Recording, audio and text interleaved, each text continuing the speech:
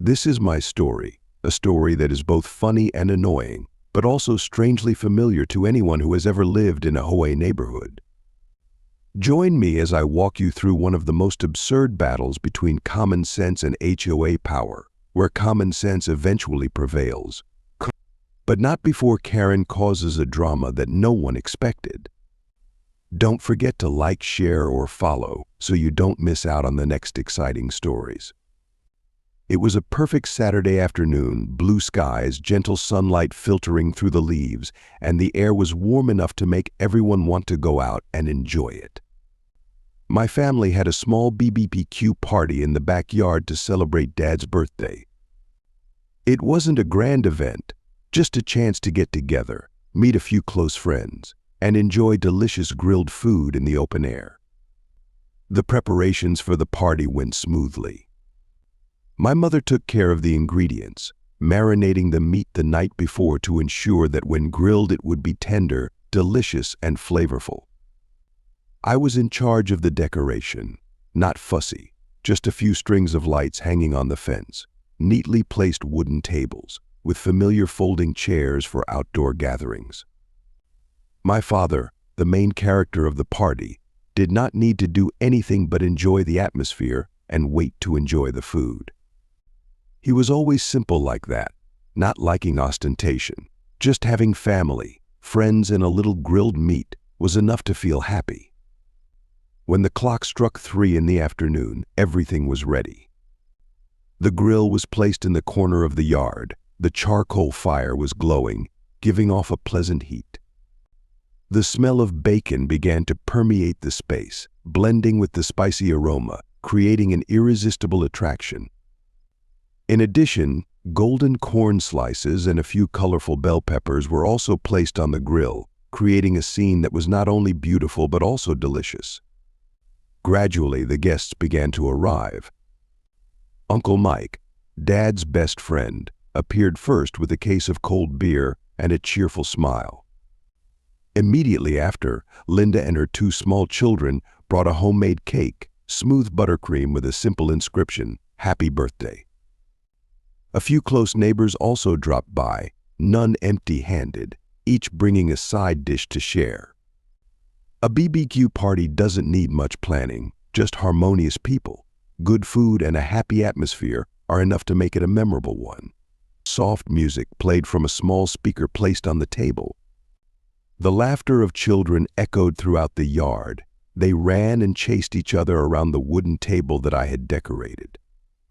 No one complained about the noise, because this was a very peaceful residential area, and parties like this were not uncommon. I stood by the grill, stirring some pieces of meat that were just cooked, the hot fat dripping onto the hot coals, creating stimulating sizzling sounds. The atmosphere was perfect. Everyone was chatting away, enjoying the barbecue, cold beer, and the cool breeze coming through the wooden fence. I looked over at my dad. He was having fun with his friends, looking genuinely happy. It was a rare day when family and friends gathered together without the worries of work or life. Everything was going smoothly until Karen showed up. While enjoying the party, I suddenly felt a change in the atmosphere. The laughter slowed down. A few guests turned their eyes towards the fence. Turning my head, I caught the scrutiny of Karen, the HOA president, standing with her arms crossed, her eyes narrowed in judgment. Karen was the kind of person everyone knew but no one wanted to confront. She ran the neighborhood like a queen, always wearing a stern, fault-finding expression. Today was no different. She wore a beige polo shirt, immaculately pressed khakis, and clutched a clipboard, the familiar symbol of the OE rules she knew better than the multiplication table. But what caught my attention most was her tense, irritated expression, as if the scene before her were an affront to every principle she held dear. I took a deep breath, trying to calm myself. This wasn't the first time Karen had appeared at a time like this. She made a habit of walking around the neighborhood to make sure everything was up to code, from the height of the lawn to the placement of the trash cans. But today she clearly had a problem with my party. I stepped closer to the fence, trying to keep my composure. But before I could open my mouth, Karen leaned forward, her voice hard, each word as if she were lecturing a naughty child. "I don't remember getting a permit for this event." The words fell like a verdict. I looked at her, then back at the scene, the small group of neighbors chatting, the children playing, and a grill with a few pieces of meat smelling delicious. This was a small party, not an outdoor music festival. But with Karen, it seemed like anything could become a problem if she wanted it to. I raised my eyebrows, keeping my voice calm. "It's just a family gathering, not a big deal." But Karen didn't budge. She dug her nails into the file, her lips pressed together in judgment. According to Hoa Article 47, Section 3, all events with 10 or more people must be approved at least 2 weeks in advance. A headache crept up on me. This was what made Karen so dangerous, not just a complainer, but a master of all Hoa rules, using them as a weapon to control the neighborhood. I turned back to look at the group in the yard. Including me and my family, there were exactly 11 of us, just one more than the 10 Karen had mentioned. I wondered if she had been counting people. Judging by the stern look in her eyes, she had. But what annoyed me the most wasn't the ridiculous law she cited. What annoyed me the most was the way she acted like she was the neighborhood police, ready to take action against anyone who dared challenge the authority of the Hoa. I didn't want to turn this into a big argument, but I couldn't let Karen step on my neck and order me around. I kept my voice as mild as possible. "We're not bothering anyone, and we're not making any noise. It's just a family party." Karen ignored the explanation, smacking her lips and shaking her head in frustration, as if I had just committed a serious crime. Then she pulled out her phone and dialed a number. I was stunned by her next words. "I need to report an OA violation immediately." She wasn't just bluffing, she was serious. Her face was stiff, her eyes were determined, as if this was a mission to maintain order in the neighborhood. I heard the voice on the other end of the line, but before I could stop her, Karen was already talking. "I want to report a serious OAO violation," Karen announced, her tone filled with frustration, as if she were handling a serious crime, not a BBQ party. An event exceeding the allowed capacity was held without prior written permission.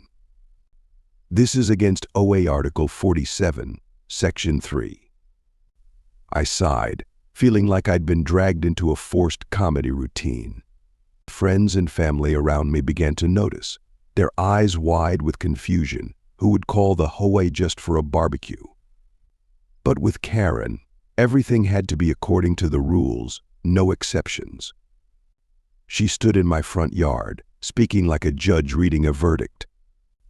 "According to Article 47, Section 3, she said, looking at the paperwork, even though she knew it by heart, any event with 10 or more people must be submitted to the Hoa at least 2 weeks in advance for approval. I looked around the party, at the small group chatting, a few kids playing, the smell of barbecue in the air. Was this a serious violation? Part of me wanted to laugh, but the other part was angry. I didn't like to cause trouble, but I didn't bend to unreasonable rules. Karen didn't stop. She kept going, enjoying every moment of exercising her power. "These rules aren't for decoration," she declared with expression. "They protect quality of life, deter disruptive behavior, and maintain order." I gritted my teeth to keep from arguing. Disturbance?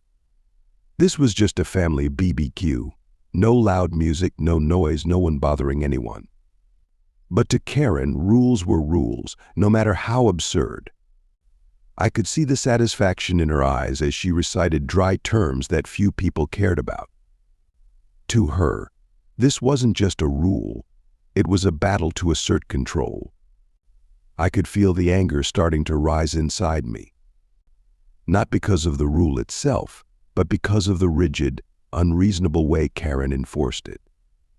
There was no gentle reminder or flexibility, no sympathy or consideration, just the extreme rigidity of someone who believed he had absolute power to control everything in this neighborhood. Karen didn't care about rules, she just wanted control. I glared at her, feeling the heat from the grill behind me, but my anger burned even hotter. I didn't like confrontation, but this time I couldn't let her win. I took a deep breath, keeping my composure under Karen's powerful gaze. She clutched the OA file like a shield to protect her unreasonable rules. Around me, the party continued, but it was no longer as casual as before. No one interfered, but tension was in the air. I turned back to the grill, where the meat was still smelling delicious, but now I had lost my appetite. Instead of enjoying a relaxing evening with my family, I was standing here arguing with Karen and her damn Hoa law book. Still, I knew that if I didn't clear things up now, she wouldn't leave us alone. So I tried to keep my tone as mild as possible. Karen, I understand that Hawaiis have rules, but this is just a small party in my yard. We're not disturbing anyone. No loudspeakers, no excessive noise, just family and friends sitting down to eat dinner. But Karen didn't waver. She looked at me sternly, as if I had just said something completely absurd. Then she flipped through the pages of her file, skimming the tiny print, as if searching for evidence to refute my argument. A second later, she raised her head, her face full of triumph. It doesn't matter how loud or what the event is. The law is the law. Article 47, Section 3, clearly states that any event with 10 or more people must be approved at least 2 weeks in advance. No exceptions. Her tone was cold and final, as if she had just delivered a final judgment. I gritted my teeth, feeling a surge of anger begin to boil inside me. It didn't make sense. I wasn't the only one who had ever hosted a picnic in this neighborhood. I knew full well that there had been dozens of other times when similar numbers had gathered without any problems. But this time, Karen had decided to make an example of us. I wasn't going to give up so easily. I took a deep breath, trying to keep my voice calm. We didn't know about this rule, and honestly, I've never heard anyone get told about it before. If it was a problem, you could have just told us, instead of turning it into a confrontation. Karen raised her eyebrows, her lips pressed together. She didn't like my reaction. She expected me to cave in immediately, apologize profusely, and promise never to break Hoa rules again. But I didn't, and that annoyed her. She crossed her arms, her tone hardening. It's not my job to remind anyone of the rules. It's the residents' responsibility to learn and follow the rules. If I let you do this today, someone else will break it tomorrow, and this neighborhood will get out of control. Karen looked at my mother, her eyes uncertain. For a moment, I thought she might relent. But then her eyes hardened again, and I knew she had made up her mind. No. If I let this one go, there will be another. The law is the law. To everyone's shock, Karen pulled out her phone and dialed 911. I was stunned. It was like a slow-motion movie, her finger pressing against the screen, her face solemn as if she had just discovered a terrible crime. No one had time to react, because no one expected a backyard BBQ to be considered serious enough to call the police. The air seemed to freeze for a few seconds. Several guests looked at each other, their eyes filled with confusion and surprise. My mother sighed, shaking her head in disappointment.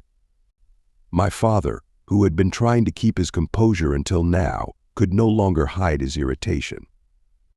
As for me, I felt nothing but utter disgust as I realized that Karen was not joking. She held the phone to her ear, standing up straight, her arms folded as if she were on an important mission.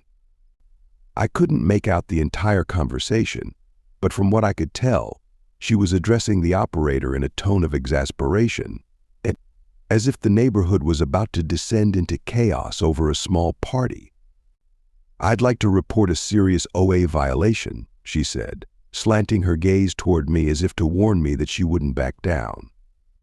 "An unsanctioned event is taking place, and the number of attendees exceeds the permitted number." I crossed my arms and looked at Karen, frustrated. Did she really think the police would care? 911 was an emergency number, reserved for serious crimes, life-threatening situations, not a group of people enjoying a barbecue in a peaceful garden. But Karen didn't care. She had decided that this was a problem worth calling in law enforcement, and once she made her decision, she wasn't going to back down. I could hear the operator's voice on the other end of the line, unclear as to what it was, but I imagined they must be equally bewildered by such a ridiculous report. Still, Karen continued, determined to explain the danger our BBQ posed to the neighborhood. "I understand," she said, her tone dropping as if she were giving top-secret information.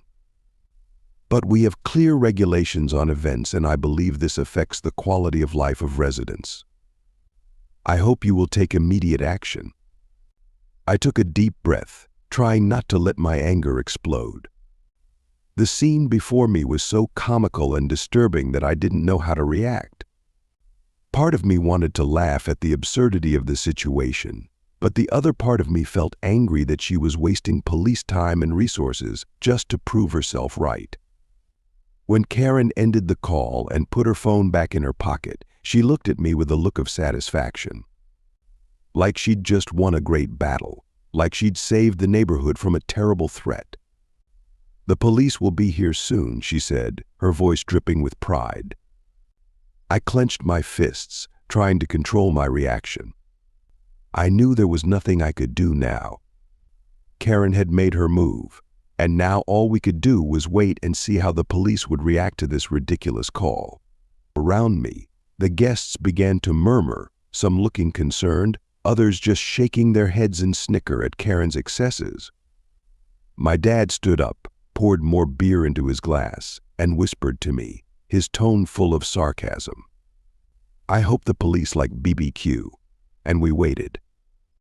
15 minutes after Karen called 911, a police car appeared at the end of the street, its lights flashing faintly in the evening light. I didn't know whether to be annoyed at being dragged into this absurd situation or amused at the thought of police officers leaving important work to investigate a BBQ. The guests around me had all stopped eating and drinking, their eyes fixed on the slowly approaching patrol car. My father just quietly sipped his beer, and my mother sighed, exhausted. Karen stood at the front of the yard, her arms crossed over her chest, her face filled with satisfaction, as if she had just performed a noble mission. When the car stopped, she quickly stepped forward, ready to report the serious situation she had discovered. The car door opened, and a police officer stepped out. He looked to be in his early 30s, and he looked tired, as if he had had a long, stressful day and had no time for nonsense. He looked around, his eyes sweeping across my yard, where a group of adults were sitting and chatting. A few children were playing in the shade, and a barbecue was smoking hot. There was no commotion, no shouting, no sign of an emergency. I could see the confusion on the officer's face as he turned to Karen, who was standing next to him, ready to make an accusation. Her voice was sharp, as if she were reading the charges in a courtroom. They held an unauthorized event without OEA approval, in violation of Section 47, Section 3 of the neighborhood bylaws. I warned them, but they refused to comply. I believe this could impact the peace and quality of life of the community. The officer blinked, then looked around again, as if to make sure he hadn't missed anything serious. But all he saw was a peaceful family party, no different from the thousands of others that happen every weekend across the country. He turned to me, raising his eyebrows in question. "I assume this is your house?" I nodded, keeping as calm as I could. I wanted to scream that the whole thing was ridiculous, but I knew that wouldn't help.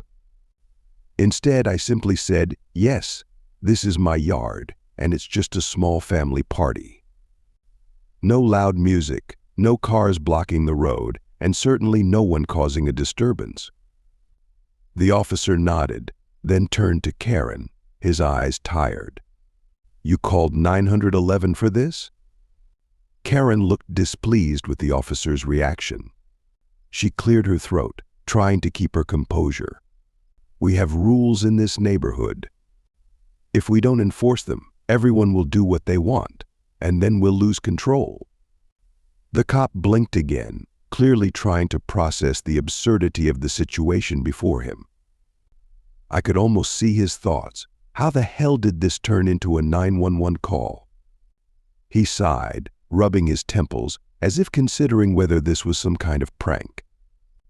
After a moment, he looked straight at Karen, his tone slow but firm. "You do know that 911 is the emergency line, right? It's not for settling HOA rule disputes." Karen opened her mouth to protest, but the officer raised his hand. "Unless someone is causing a serious disturbance, breaking the law, or is a threat to public safety, we don't get involved in AAOA matters. If you have a problem with them, you should take it up with the HOA board, not 911. I could almost see the disappointment on Karen's face, as if she couldn't believe the police weren't on her side. She shook her head, trying to regain control. "But no buts," the officer interrupted. "I don't see any criminal activity here. No complaints from the neighbors about noise or anything. This is just a group of people having dinner in their yard." Karen pursed her lips, her eyes filled with anger as she realized she had lost. I had to try hard not to laugh at her red face with anger. I knew Karen wouldn't give up easily, but at least for now, the police were on the right side. The policeman looked at me, nodded slightly. "Have a nice party." Then he turned and walked back to the patrol car. Karen was still frozen, unable to say a word. The policeman turned back to look at her, his eyes serious and slightly annoyed. He took a deep breath, trying to calm himself, rubbing his temples as if he had handled many meaningless calls, but had never encountered a situation this absurd. "Karen," the officer said slowly, his voice losing its patience, "I need to remind you that 911 is an emergency line. It is not a tool for you to use when you have a personal problem with your neighbor." Karen, though clearly losing her footing, tried to keep her composure. She stood straight, her hands clenched, her eyes filled with frustration at not getting her way. I knew she wanted to argue, but the officer didn't give her the chance. "I understand that you have HOA rules, but issues related to them are not the responsibility of the police," he continued, his tone becoming more stern. "If an event is truly disruptive, involves excessive noise, or violates the law, then the police have a reason to intervene. But in this case, I don't see any serious violations." I looked at Karen and saw the disappointment on her face. This was not how she expected things to go. In her mind, I'm sure she imagined the police coming, shutting down the party, scolding us, and maybe even fining us. But the reality was the complete opposite. Not only did she not get any support, she was admonished in front of everyone. The officer continued, his tone becoming firmer. "I want you to understand that calling 911 is not a casual thing. Calls like this waste police resources and distract us from real emergencies where people need immediate help." Karen had lost all of her previous confidence by this point. She opened her mouth to say something, perhaps an excuse or justification, but closed it again when she saw the stern look on the officer's face. I could almost feel the awkwardness that enveloped her. Around her, Some of my guests watched the scene silently, some trying not to laugh, while others simply sighed in frustration. The officer didn't stop there. He pulled out a small notebook, wrote something on it, then tore off a sheet of paper and handed it to Karen. "I'm going to file this as an improper call. If this happens again, you may be charged with misuse of the emergency line." Karen stiffened, her hand shaking as she took the paper. I could see the embarrassment cross her face, though she tried to hide it with a disgruntled expression. The officer pocketed his notebook, took one last look at Karen before concluding, "If you have a problem with the HOA rules, handle it within the HI. Never use 911 to handle personal matters again." With that, the matter was settled. Karen had nothing more to say, just stood there, her face red with anger, embarrassment, or both. A sense of relief washed over me, not because I was defying Karen, but because justice had prevailed. The officer turned, nodded to me as if to confirm that the matter was over. No words were needed, the message was clear. I thanked him politely, then watched him get into his patrol car, start the engine, and drive away, leaving Karen alone with the warning note in her hand. She clutched the note so tightly that it looked like it might burst into flames under the rising anger. Her expression changed from shock to anger, to helplessness. For someone who always believed he had everything under control, being flatly rejected by the police was perhaps the biggest shock. She looked around, her eyes scanning the party as if searching for sympathy or support, but no one was on her side. Some of the guests remained neutral, but I could see the secret smiles, the subtle shrugs, and the disgusted looks that some of the neighbors were giving her. They might not say it, but everyone knew that Karen had gone too far. I didn't know what she was planning next, but it was clear that she couldn't stand there any longer. The police had left, she had no one else to turn to, and if she continued to persist, she would only lose face. So after a few seconds of standing there, Karen finally took a deep breath, tightened her grip on her bag, and turned to leave. No one said anything as she strode out of my yard, but I could hear her heels clicking loudly on the pavement, as if each step contained suppressed anger. As she neared the end of the street, she turned around one last time, looking at me with a warning in her eyes. I knew that in her mind, this wasn't the end, that she might find other ways to make things difficult for me in the future. But right now, she was defeated. As Karen disappeared around the corner, the atmosphere in the yard lightened instantly, as if a dark cloud had been lifted. I heard a sigh of relief and a few chuckles from my dad's group of friends. One of the neighbors walked over to me, patted me on the shoulder, and gave me a somewhat amused smile. Though no one said it, we all knew that a Hoa nightmare had been temporarily averted. I turned back to look at the party. The meat was still grilling on the charcoal grill, the aroma was still wafting through the air, the beer glasses were still full, and my loved ones were still here. All that had just happened might have put some people off, but I refused to let it ruin this evening. I cleared my throat, raised my beer can, and said with a small smile, "So, who wants more meat?" Laughter broke out immediately. No one paid any attention to Karen anymore. She was no longer important. Everyone returned to their unfinished stories. The children continued to play, and my father just shook his head and chuckled before picking up a skewer of meat to enjoy. I walked over to the grill, stirring the meat as it cooked, feeling the comforting warmth of the fire and the peace of the moment. Yes, this was what mattered most. Not rigid rules, not controlling people, but precious moments with the people I love. And no one, not even Karen, can take that away from me. Have you ever been in a similar situation? Have you ever been bothered by Hoa or overly strict neighbors over trivial matters? Share your story so we can all laugh, empathize, and find ways to deal with the Karens of this world. Don't forget to like, share, or follow. Thank you very much for taking the time to watch.